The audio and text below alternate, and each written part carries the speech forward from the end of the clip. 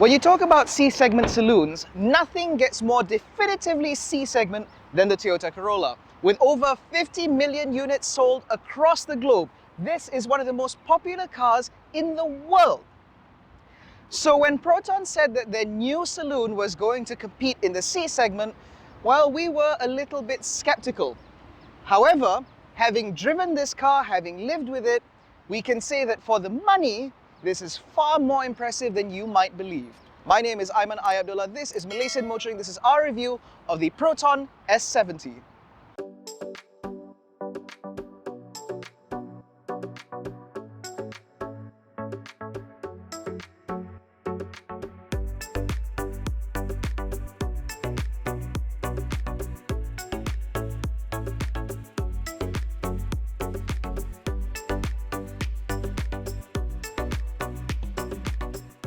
Neither Proton nor their security guards were too amused by that intro, so we are now back at our usual filming location. Now, the front end of the Proton S70 I think does look quite handsome. I love these LED headlights, replete with the LED daytime running light, as well as these projector LED units, which I think look a lot smarter than the ones that you get from the X50. And I love how it frames that now much wider grille. I think that this face for Proton saloons will be very successful in the future, and I certainly look forward to seeing this incorporated on, say, the next generation Persona and the next generation Saga. Now, because this is the flagship top-end model, that also means that we get the body kit. Now, unfortunately, this body kit is no longer available for new customers, at least it's not included in the price. You actually have to pay extra for it. Now, I do think that it does make the front end look a little bit more menacing, especially with these sort of little chrome elements on the side to help make it look a little bit wider, and that helps make it look a little bit lower. The trouble is, practically, it's not very helpful, because I have found that it is very, very easy to scrape that lower valance when you're trying to, say, go up or go down a parking ramp, as my condo management board will know by now. But I think the profile of the S70 is also rather successful, because it has a very traditional three-box design, which again sort of reminds us of the old saloons that Proton used to make. Now, rolling stock is handled by a set of 17-inch alloy wheels wrapped in Goodyear Assurance Triple Max tires, Triple Max 2 tires, which are very middle of the road in terms of performance, which is in line with this car's very middle of the road appeal. Now, in terms of the design elements, I do appreciate the bit of chrome that underlines the window line, and of course you get that side skirt, again a cost option now. But this particular angle reveals one of the things that I detest most about the S70, and that is this button, because it's done in chrome. This is what you have to press to lock and unlock the car, which I find very irritating, because this could have been a touch sensor, but instead they went with a button, and in addition to it being a button, it is also done up in chrome rather than body color, which means it sticks out like a pimple, which I do not like.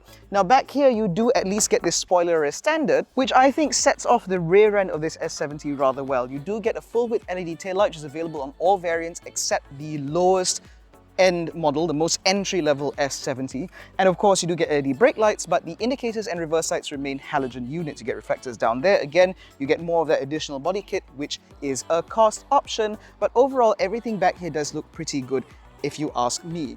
Now, the S70 also comes with an easy entry to the boot, where if you have the key in your pocket and you stand here long enough, the boot will pop open. However, we've disabled that function because I do find it a little bit annoying, especially when I'm parked right up against the wall. It does scare me a little in case it, flips up into my face. But if you were to release this boot, you will find that there is a good amount of space. This is obviously the benefit of a saloon over a hatchback, because you get a good deep amount of space, although admittedly there are a couple of issues that I have with it. Firstly, there are no tie-down hooks, no clever netting, no nothing of that sort. It's just a big open space.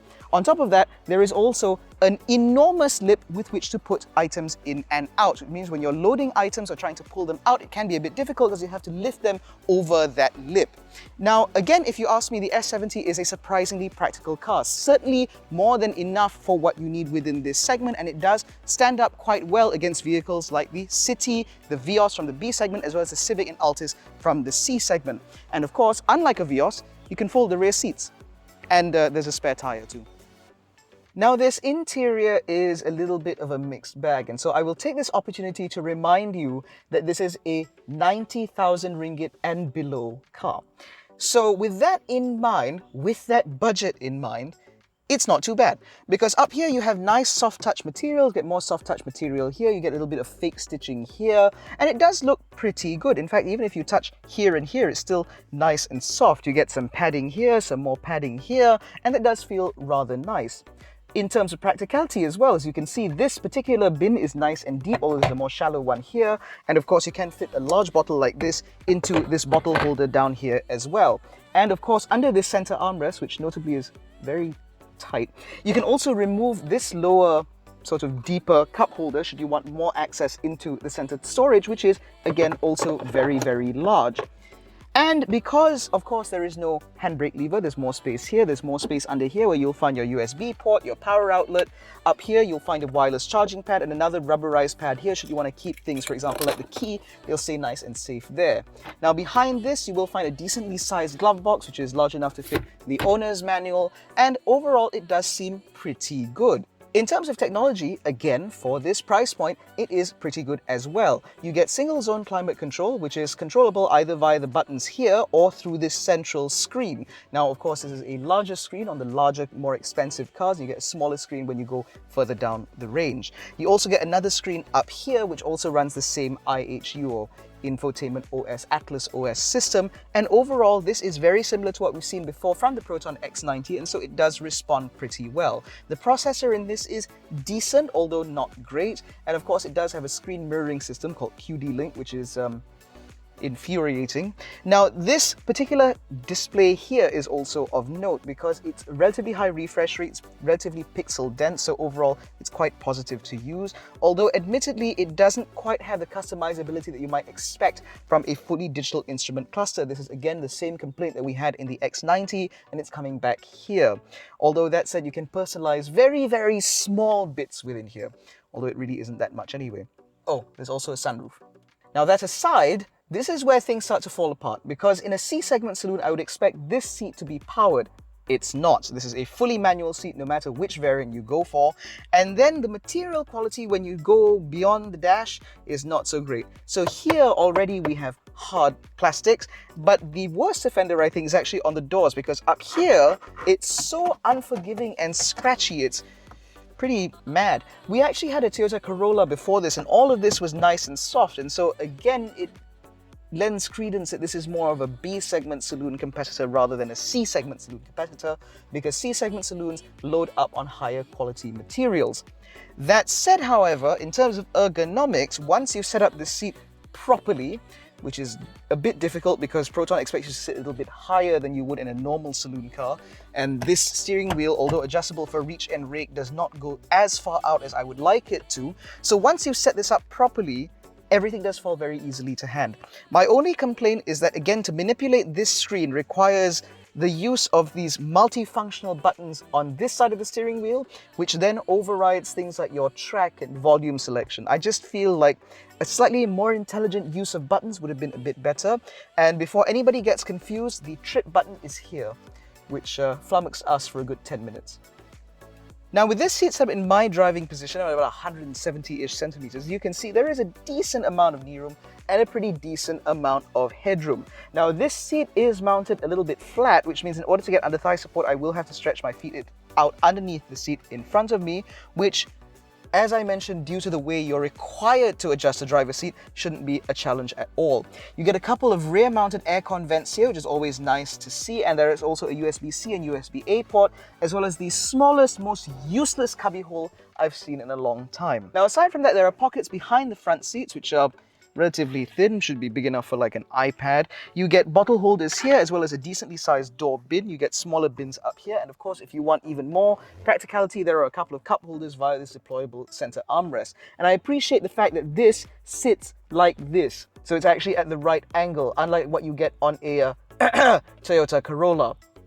Now that aside, you also have ISOFIX mounts, which are decently easy to locate through these slits, although that said, you may need to put your finger in them a little to loosen it out before you try and put the child seat, otherwise it might be a bit difficult to locate. And of course, the top tethers are actually on the parcel shelf rather than behind the seat, so that should make life a little bit easier.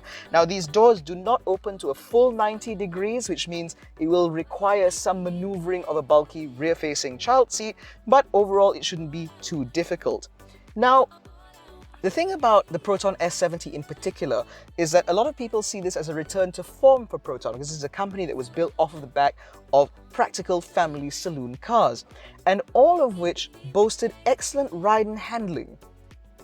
And honestly, before we get too far into this review, I'm just going to clarify that the S70 isn't really that kind of car.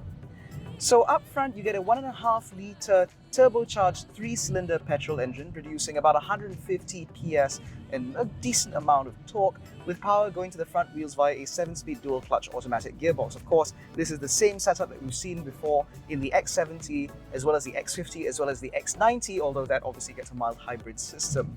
Now, it is worth noting that this engine output is what you get from the MPI or multi-point injection unit, not the turbo gasoline direct injection unit that you get from the X70 and the flagship X50, which produces 177 PS. Okay, and you can't make it do 177 PS anyway, because there are hardware changes required to do that, which you obviously cannot do aftermarket. Now, the thing about the S70 is that, again, there is that misnomer. This is a driver's car, a sweet handling Proton ride and handling type vehicle, and this really isn't. Although Proton has spent a lot of time tuning this car for the Malaysian market, given the fact that we get a unique powertrain setup, this vehicle isn't available in any other market with the 1.5-litre turbocharged engine or the 7-speed DCT. Despite that, clearly, handling was not the priority. Proton understands that most B-segment saloon and C-segment saloon buyers are looking for cars that are capable of doing the distance, as well as able to comfortably drive people in and around town, and the S70 is quite adept at doing that. The suspension setup is surprisingly pliant, and so when you're driving around in town, especially on rutted, potholed roads, the S70 does a pretty good job at keeping everything calm and serene in here. Of course, the bounce in this car is also quite noticeable, but overall it does seem quite controlled, if you ask me. And then when you pair that to this powertrain, which produces its peak torque at about 1750 RPM, it does mean that progress, slow speed progress, can be done relatively easily. That said, however, when you're out on the motorway, it's a bit of a mixed bag. This very pliant, comfortable suspension setup does mean that it irons out the lumps and bumps, which means even larger undulations in this car never make the cabin feel particularly unsettled. That said, the secondary ride in this car is a little bit too soft for my liking. Even compared to the Toyota Vios, which has a little bit better body control, because of how soft the suspension setup is, it does mean that when you're going over those larger bumps, it does take a little bit longer for the body to settle down. That does mean that when you're cruising at higher speed, this isn't necessarily the most confidence-inspiring saloon out there. But as seen from our report when we drove this car from Penang back to KL, overall the suspension setup is good enough. It's just that with a little bit more time, we've discovered that it's not quite as good as it presented then.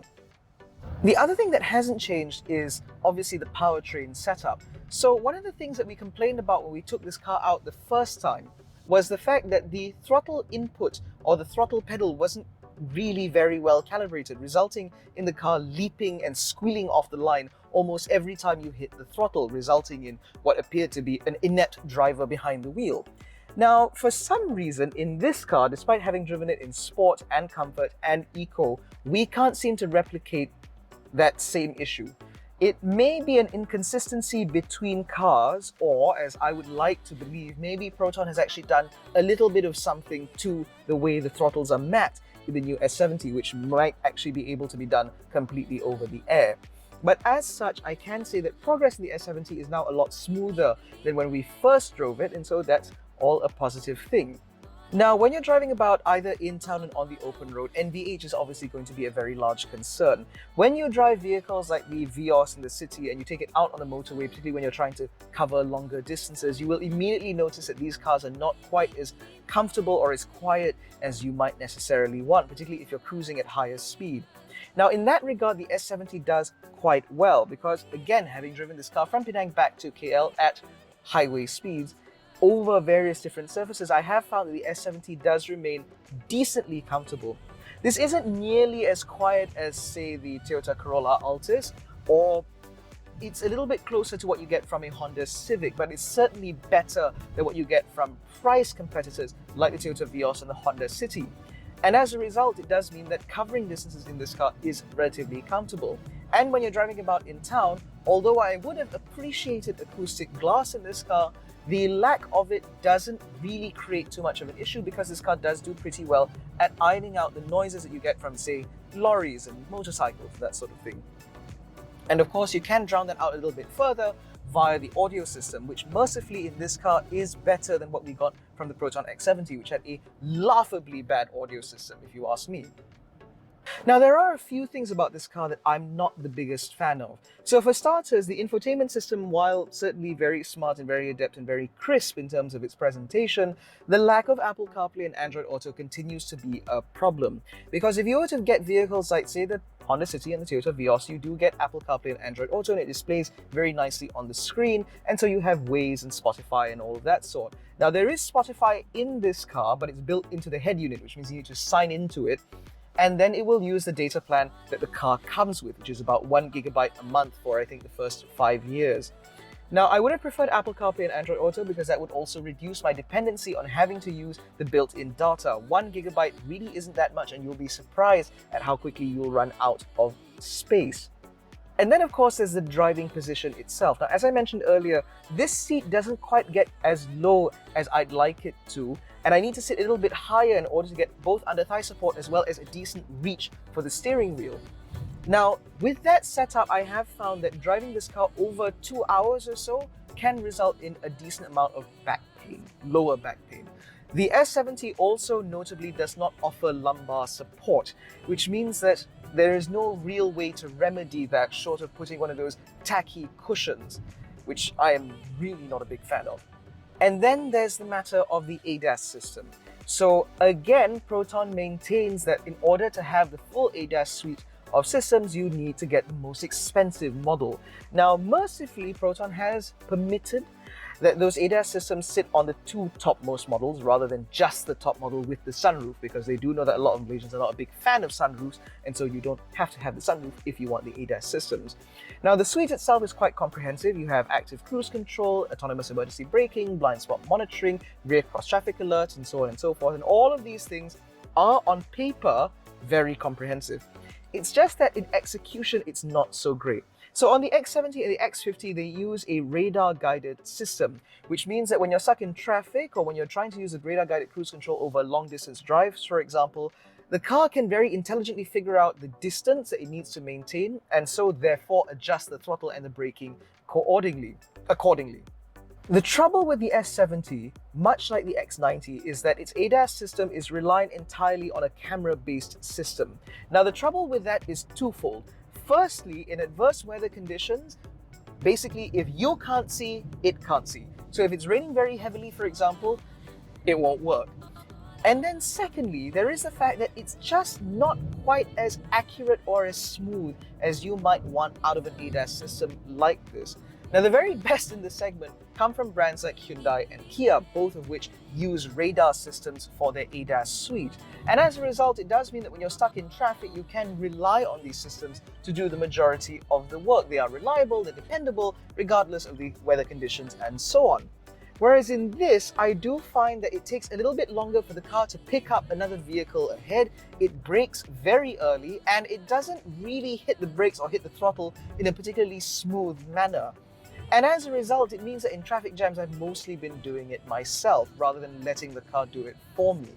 This is quite unfortunate because I suspect that the majority of the buyers for the S70 will be predominantly driving in urban settings, where a better calibrated ADAS system, particularly for low-speed situations, would have gone a huge way towards making this car feel even more upmarket.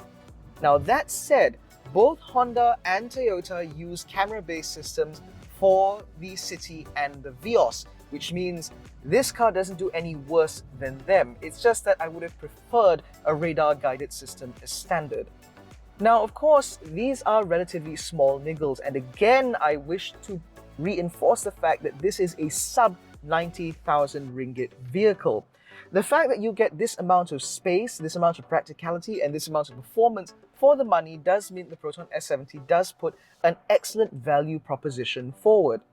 If you were to ask me, although I am a massive fan of the Toyota Vios, having driven it in Langkawi and also driven it here in KL, while I enjoy the dynamics of that car, I enjoy the aesthetics of it, I enjoy the overall packaging, I must admit that this PROTON S70 does put forward quite a headache, because in almost every measurable way, this is a better car.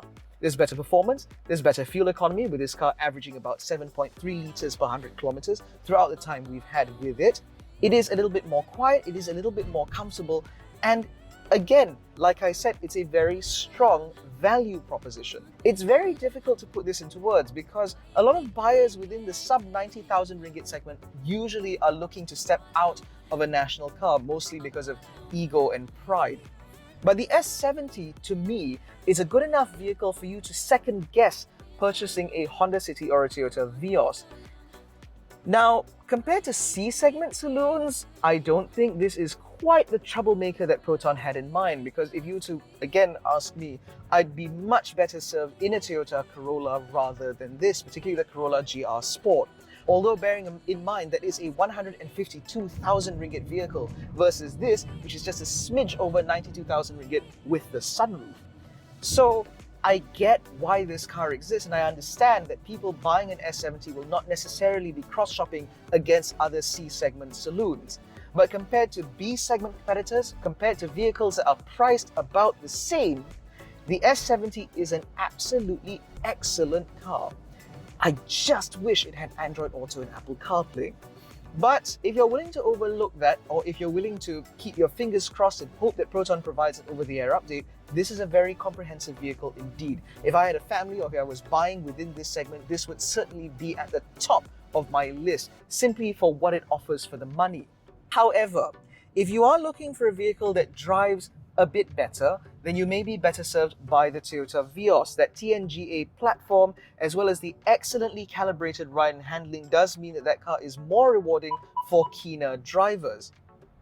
And of course, if you want something that is even more frugal than this, although mid 7 liters per 100 kilometers is pretty good enough, then you could potentially consider the Honda City EHEV, because the Honda City Hybrid is of course a far more frugal vehicle due to the way that Powertrain is set up, although on the motorway it does sort of fall off a cliff, whereas the S70 seems to do both a bit better. But again, if you're looking for the best value proposition for less than 90 grand, then the Proton S70 comes up trumps. And I think that is exactly what Proton had in mind. And I look forward to seeing more of these cars on the road, because these ADAS systems will certainly make affairs a lot safer. In any case, that has been our review of the Proton S70. If you enjoyed this video, please give it a thumbs up, subscribe to the channel, hit the little bell icon so you're notified every time we make a new upload. Don't forget to follow us on Facebook, Twitter, and Instagram. All the links are in the description below. Thank you so much for watching. We'll catch you in the next one. Take care, stay safe, and jangan bodoh.